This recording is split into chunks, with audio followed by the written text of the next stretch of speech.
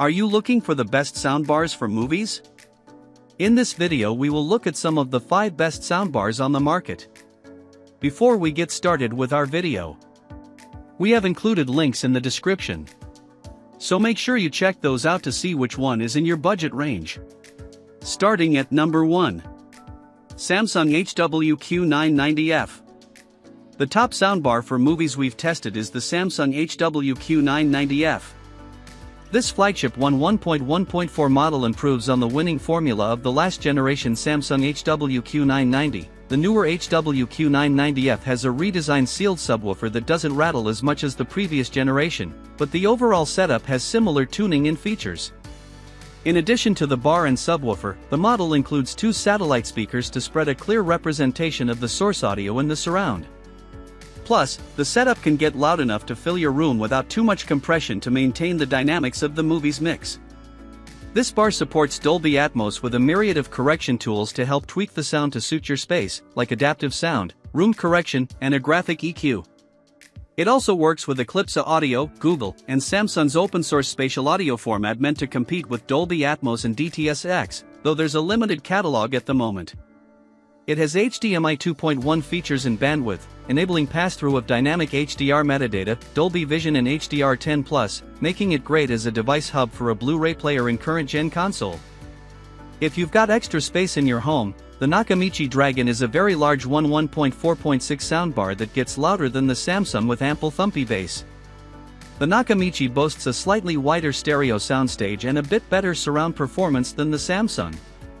However, between the bar's imposing size that can block out the bottom of your TV on a lower profile stand, and its slightly less even tuning, the Nakamichi isn't as practical for most homes. While it's a great alternative for your home cinema, it's also considerably pricier than the Samsung, while not exactly proving to be objectively better across the board. At number 2. TCL Q85H. The TCL Q85H outperforms its lower mid-range price point. This 2024 soundbar has a 7.1.4 configuration in an attractive and well-built design. Complete with surrounds, a subwoofer, and up-firing drivers, it provides a full and warm sound with a good amount of punch in the bass range. While its surround sound frequency response isn't as even, by default, as the Samsung HWQ930D's surround tuning, the TCL keeps up in terms of output loudness and dynamics. You can also play around with the sound enhancements like treble and the EQ presets to adjust the TCL's surround tuning, though it's still pared back compared to the Samsung's graphic equalizer. The TCL's audio format support is fantastic. You can use Dolby Digital Plus, DTS-X, Dolby Atmos, and more, all without down mixing. Thanks to its HDMI in, the soundbar also supports video pass-through, so you can use it as an entertainment hub if your TV's HDMI ports are less accessible, due to a wall mount, for instance.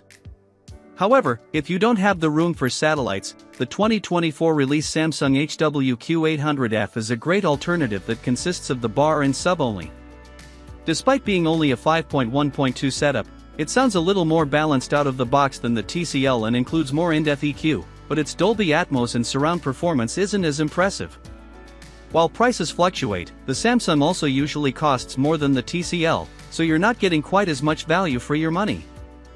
At number 3. Hisense AX5125H. The best budget soundbar we've tested for movies is the Hisense AX5125H.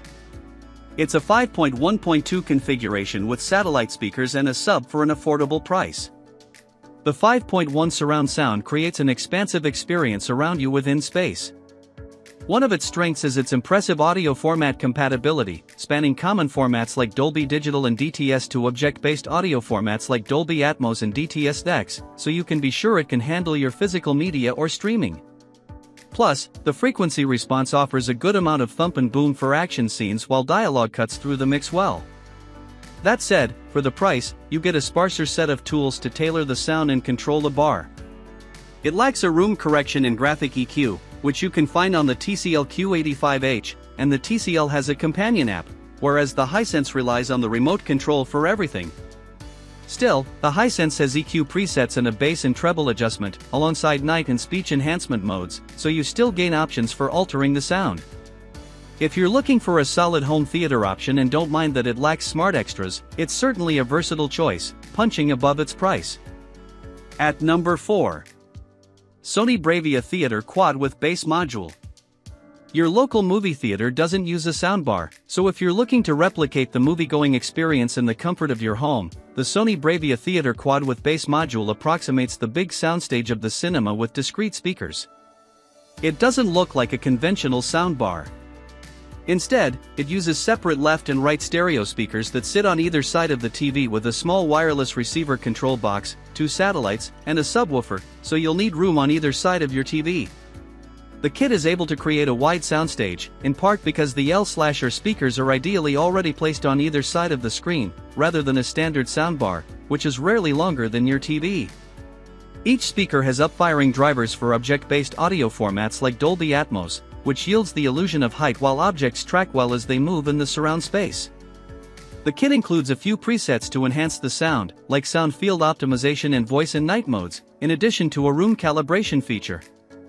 That said, the lack of a discrete center speaker means the Sony creates a phantom center channel, which produces speech that's less clear than the Samsung HWQ990D. For dialogue-heavy genres like dramas, the Sonos Ultimate Immersive set with Arc Ultra may prove a more flexible choice than the Sony due to its discrete center channel. Like the Sony, it can create a big soundstage, although it's not quite as expansive, but the upside is better dialogue clarity in the center channel.